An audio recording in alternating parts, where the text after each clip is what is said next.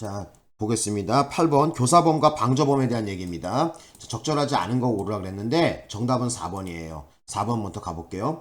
4번에 보시면은 정범의 실행행위 전이나 실행행위 중에 정범을 방조하여 그 실행행위를 용이하게 하는 것. 자, 이게 바로 종범이죠. 그죠? 예, 이게 종범이에요. 근데 여기 뒤에 보시면은 정범의 범죄 종료 이후에 방조하는 바로 사후방조 같은 경우에는 종범이 되지 않습니다. 그래서 알아두실 것은 뭐냐면은 적어도 정범이 범죄가 종료되기 전에 방조를 해야지, 그죠? 종범이 되는 것이죠. 범죄가 이미 종료했는데 거기서 나중에 뭐 도와봤자 뭐 그 도움이 되겠습니까? 도움이라고 볼 수 없는 거죠. 또 다른 새로운 범죄가 되겠죠. 그래서 어쨌든 사후방조는 종범이 아니라는 거 알아두셨으면 합니다. 정답은 4번이 되겠습니다.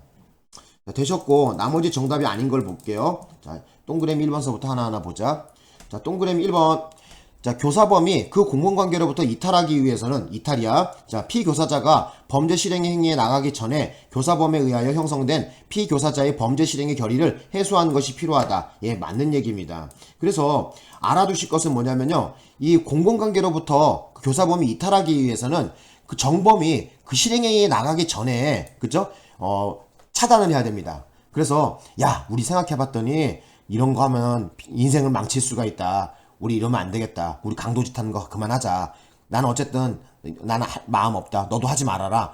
어떻게 이렇게 해갖고 그 정범이, 그죠? 예, 그 피교사자, 그러니까 교사 받은 놈이죠. 교사 받은 놈이 그 범죄의 실행의 결의를 해소하는 거, 더 이상 하지 않겠다는 거, 예, 범행으로 나가는 것을 차단해야 됩니다. 그렇지 않은 이상 여전히 교사범이 성립하는 것이죠. 그래서 여기 보시면은 피교사자의 범죄 실행의 결의를 해소하는 것이 필요하다. 오케이. 그래야지만 어떻게 돼요? 그 교사범이 공범관계로부터 이탈한다는 것을 인정받을 수가 있어요. 그 다음에 2번 해볼게요. 교사 행위에 의하여 정범이 실행을 결의하게 된 이상 비록 정범에게 범죄의 습벽이 있어. 습벽의 동그라미. 중요한 것은 그 정범이 습벽을 가지고 있다는 것이죠. 그 습벽과 함께 교사 행위가 원인이 되어 정범이 범죄를 실행한 경우에도 교사범 성립에 영향이 없다 했는데 맞는 얘기입니다. 그래서 범죄의 정범이 범죄의 습벽이 있던 말든 아무 상관이 없어요. 예? 알아두셔야 돼요. 그래서 교사범이라는 것은 범죄의 마음이 없는 사람을 범죄의 마음을 집어넣어서 범행을 저질러야지 교사범이 되는 거거든요. 자, 이 경우에도 그죠? 그 정범이라는 놈이 비록 범죄의 습벽이 있는 놈이라고 하더라도 교사범의 성립에는 전혀 영향이 없습니다. 되셨나요? 자, 되셨고 다 판례 내용이죠, 이거. 그 다음에 이제 동그라미 3번에 가보자.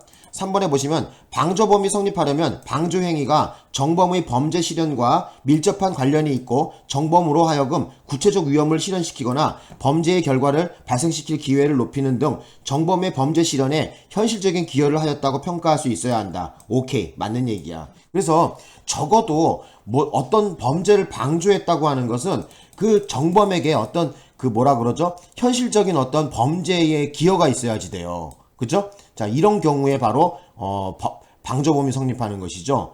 뭐 예를 들어 갖고 뭐 이런 거야. 자기가 도와준다고 도와줬는데 전혀 그 사람이 그 뭐라고 해요? 그 범행에 대해서 어떤 도움이 되지 않았다든지 이런 것은 방조가 되지 않겠죠. 그죠? 예. 그래서 좀 알아두셨으면 합니다. 그래서 어쨌든 동그라미 1, 2, 3은 다 맞는 얘기고요. 4번만 틀려서 정답이 됩니다. 마치겠습니다.